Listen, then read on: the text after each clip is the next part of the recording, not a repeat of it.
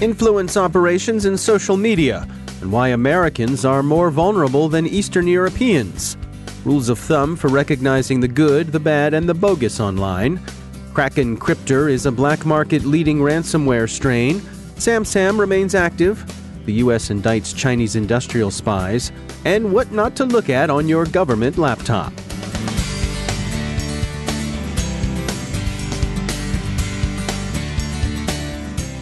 Now a moment to tell you about our sponsor, Observit. It's 2018.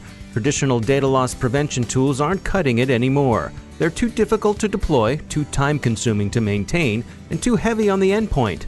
They are high maintenance and require endless fine-tuning. It's time to take a more modern approach. With Observit, you can detect insider threats, investigate incidents quickly, and prevent data loss. With its lightweight agent and out-of-the-box insider threat library, Observit is quick to deploy and far more effective at stopping data from leaving your organization. That's because Observit focuses on user behavior. It's built to detect and respond to insider threats, and it's extremely difficult even for the most technical users to bypass. Bring your data loss prevention strategy into the modern era with Observit.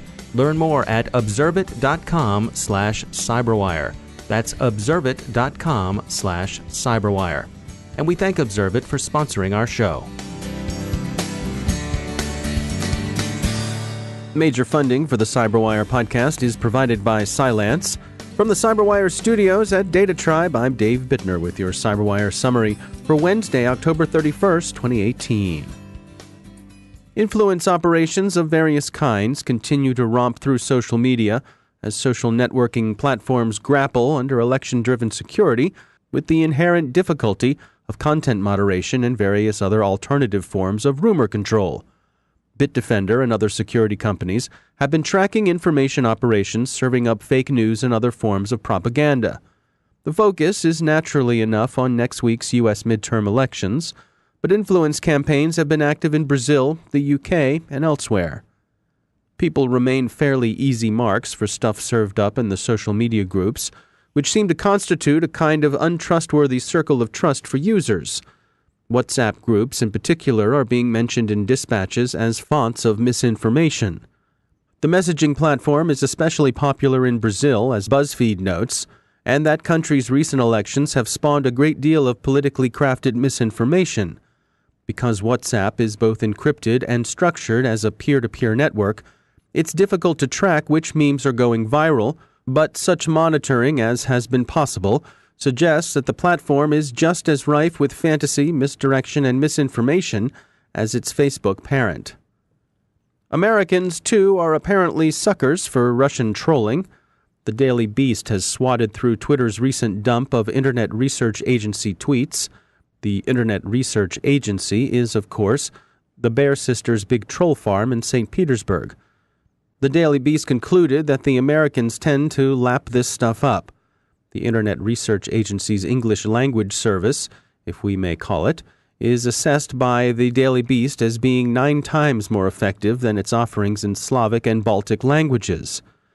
This is measured by the engagement the English language tweets attract over here in the land of the free, and frankly, it's embarrassing. In fairness to those of us who live in the home of the brave, people who lived in the old Soviet Union or the former Warsaw Pact still have long, sad living experience with state propaganda of the Russian variety. They expect it, and they've developed a kind of skeptical herd immunity that's lacking in North America. Security firm Proofpoint is offering a quick 5-point guide to critical consumption of online news, a short course in skepticism. First, they say always look for a source. If there's no source offered, that's a bad sign. So is an urgent request for you to take action. Second, look for bots and block them. There are various tools available to spot some bots, at least. But as a quick screen, be suspicious of a low number of Facebook friends, recently created accounts, very few posts, no profile picture, and a disproportionately high following-to-follower ratio. Third, take a look on Facebook at the info and ads. This may contain some information on who exactly is behind an ad you're seeing. Fourth, don't click on Twitter DM or Facebook Messenger links. And fifth, use your quality Twitter filter, which you'll find in the Setting and Privacy section. You can use this to mute notifications from accounts that exhibit some of the characteristics of untrustworthy tweeters. Are these infallible? By no means. Assessing whether content is true and whether a source is trustworthy is a problem epistemologists have wrestled with since before Plato wrote the Charmides. If it had been an easy solution, it would put a lot of journalists, lawyers, polygraph specialists, and philosophy faculties out of business. But they do provide a certain useful approach to filtering messages. And if they strike you as reminiscent of advice on social engineering, that's no accident. Influence operations are, after all, just social engineering. Consumer Reports is well known for their comparative testing of popular household devices, everything from vacuum cleaners to hair dryers or microwave ovens. These days, they're testing digital electronic devices as well. Maria Raricic is Director of Electronics Testing at Consumer Reports. One of the things that we are working quite a lot on is trying to understand how we should incorporate the smartness or the connectedness of these products, and what attributes should we test of these products. So we're very good at being able to test, what temperatures are in the refrigerator and how well does a lawnmower cut. But what should we look at? How should we determine about the connectedness? But we also have this other layer, of course, of data privacy and security. And that is something we're working very hard on, how we evaluate that in a way that we can put it into our ratings. Because when we do testing, we do comparative testing. So we're not testing to a standard. We test to our own test protocols that are always consistent, and they're defined so that across a product category, we test the products the same way. But we do things very deliberately. We want to make sure we have a good test before we roll it into ratings. Now, one of the projects that you're working on is called the Digital Standard. Yes. Can you describe to us, what is that about, and what are you hoping to accomplish here? Yeah, so what the Digital Standard is a list of criteria that we've put together to say, what should a product that is good, what is goodness in this connected world, and what should this product have in the areas of data privacy and security to work well and to be good for the consumer and good for the person who's getting this product. So we wanted to define what principles needed to be there, and we basically had 4 themes. There's security, privacy, governance, and ownership. So security is about how safe or resistant to attack is the product from hackers. That would include topics related to encryption and security updates.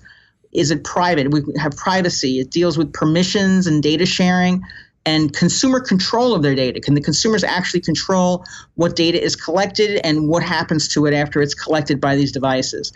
Governance is whether the company's policies are good for the consumer, and how well do the policies protect consumers' privacy and data and things of that nature.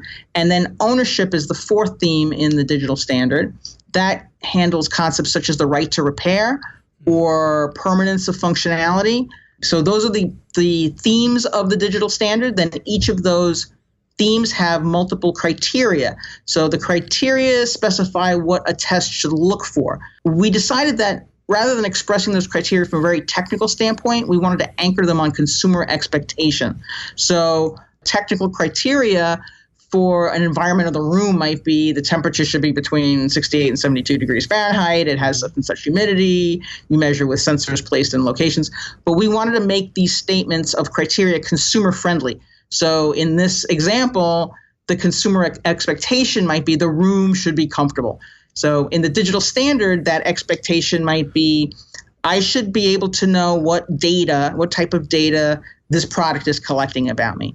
We start that way because we want to make sure, we want to try to have these concepts of privacy and security make sense to people and make them understand why they should care and why they should perhaps select products based on how they handle the data privacy and security. We actually have it at thedigitalstandard.org. The is important in that URL. And we have links in it to a GitHub, and we solicit any kind of feedback into the GitHub.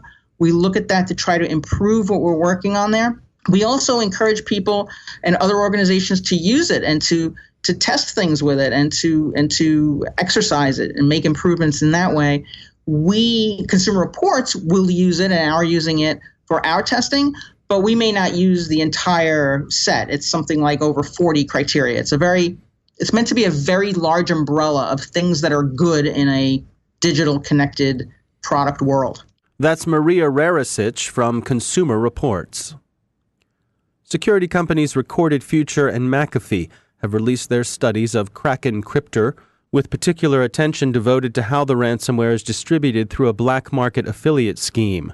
The ransomware, which was first spotted this August, operates by using email to interact with its victims, as opposed to deploying a noisy and readily taken down command and control infrastructure. It's hired out by its masters to criminal clients. The crooks keep about 80% of their take, with the other 20% going to the group whose frontman or marketing director uses the nom de hack, "This was Kraken." They distribute the ransomware with, for the most part, the Fallout exploit kit. Kraken Cryptor uses an online casino, Bitcoin Penguin, to launder the ransom payments they receive. Those payments are delivered in the form of, wait for it, Bitcoin.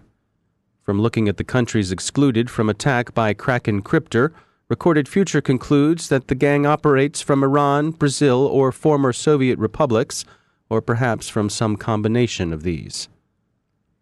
Another strain of ransomware, SamSam, which crippled Atlanta earlier this year, is being tracked by security firm ManTech, which concludes that SamSam is being used mostly against U.S. targets. The central lesson of ransomware protection remains that an enterprise should regularly and securely back up its files. The U.S. Department of Justice yesterday released an unsealed grand jury indictment of 10 Chinese nationals, at least 2 of them serving intelligence officers, charging them with industrial espionage against at least 13 U.S. companies in the aerospace sector. The activities revealed in the indictment, Wired observes, shows the Ministry of State Security's adherence to classic forms of agent recruiting and handling. This proceeds by spotting potential agents, assessing their value, developing them by accustoming the recruit to performing small, trivial, apparently innocent favors for the recruiter, then recruiting them, and finally handling them as they deliver information and receive whatever compensation the intelligence service has seen fit to provide. Finally, the U.S. Geological Survey's Inspector General found the source of a major malware infestation that propagated across the Interior Department agency. An employee used his government device to surf through some 9,000 pages of adult content. One could see maybe a slip-up here or there, perhaps a baker's dozen of moments of weakness, but 9,000. Wow, that's a lot. Oh, and those adult sites were, again, wait for it, mostly Russian. Surprised? Yeah, we weren't either.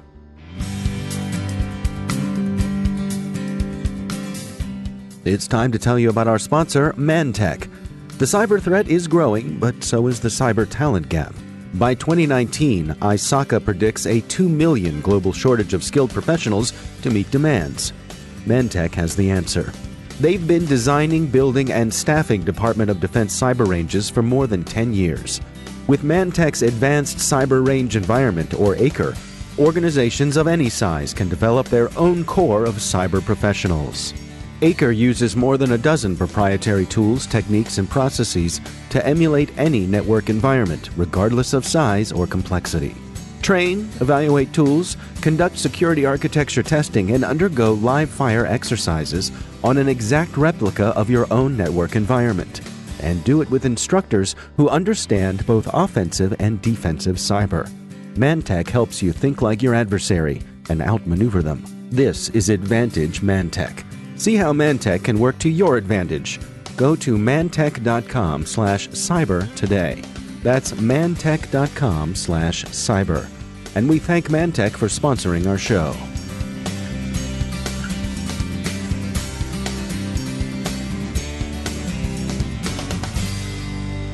And joining me once again is David DeFore. He's the Vice President of Engineering and Cybersecurity at WebRoot. David, this year we have seen a parade of vulnerabilities revealed about processors, hardware issues. Take us through why now, and what does it mean for us? Well, I think initially it was kind of a new area that no one had looked at, because you're right. We have seen a parade starting out with the Intel-based problems earlier this year with Spectre and Meltdown. And then it's kind of moved. People have started looking at other chips, AMD, things like that. And I think the basic reason we're seeing it is someone found an area to start exploring, and a bunch of folks with knowledge in those fields started saying, well, heck, I know about these kind of chips. Right. Let me see what's going on with the ones I work with. And so there's just been a lot of digging in that area now, and it's kind of taken on a life of its own. So where does that leave us, though? I mean, are we going to see these speculative processing capabilities dialed back as new hardware is released? I think that's a great question. I think you're going to see the manufacturers spend some serious effort in tightening this up. It's akin to Windows in the 90s and early 2000s, where the important thing was making things interoperable, but then all of a sudden everybody realized, oh my gosh, that made it insecure. I think you saw a lot of that in the hardware side, because there wasn't a lot of hardware hacking going on and things of that nature. But I think they'll spend a lot of time and energy now and reevaluate what they're doing. I firmly believe you won't see a regression in what the chips can do and how they interoperate at that lower level. You'll just see improvements of the security built into them. So let's just say, though, Dave, you're sitting around your house wondering, is this something I need to worry about? And there's a couple of reverse engineers I have here at the office, and we like to sit around and when some new type of threat comes out, we noodle on, hey, how could we make some money with this threat if we were out in the wild and we weren't afraid of going to prison? And so what we do is kind of ideate on some business models nefarious actors would take.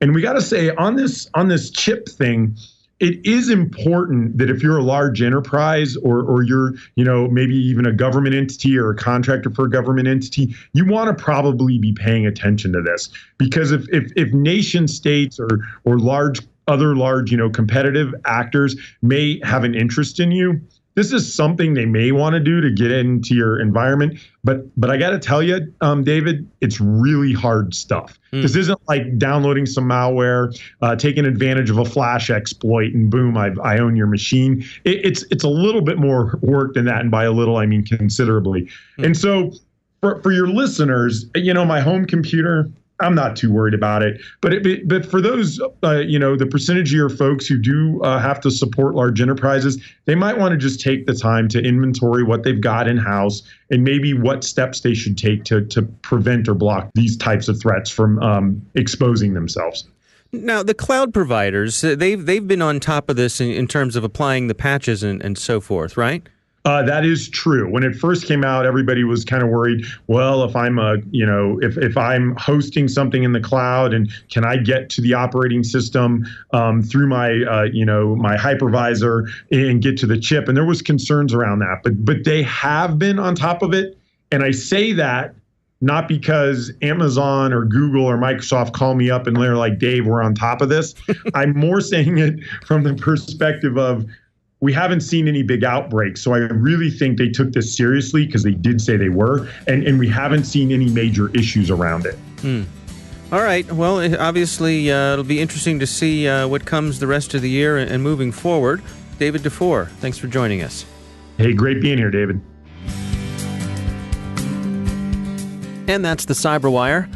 For links to all the stories mentioned in today's podcast, check out our daily news brief at thecyberwire.com. Thanks to all of our sponsors for making the Cyberwire possible, especially to our sustaining sponsor, Cylance. To find out how Cylance can help protect you using artificial intelligence, visit Cylance.com. And Cylance is not just a sponsor, we actually use their products to help protect our systems here at the Cyberwire. And thanks to our supporting sponsor, VMware, creators of Workspace ONE Intelligence. Learn more at vmware.com. The Cyberwire podcast is proudly produced in Maryland out of the startup studios of Data Tribe, where they're co-building the next generation of cybersecurity teams and technology. Our Cyberwire editor is John Petrick, social media editor Jennifer Iben, technical editor Chris Russell, executive editor Peter Kilpie, and I'm Dave Bittner. Thanks for listening.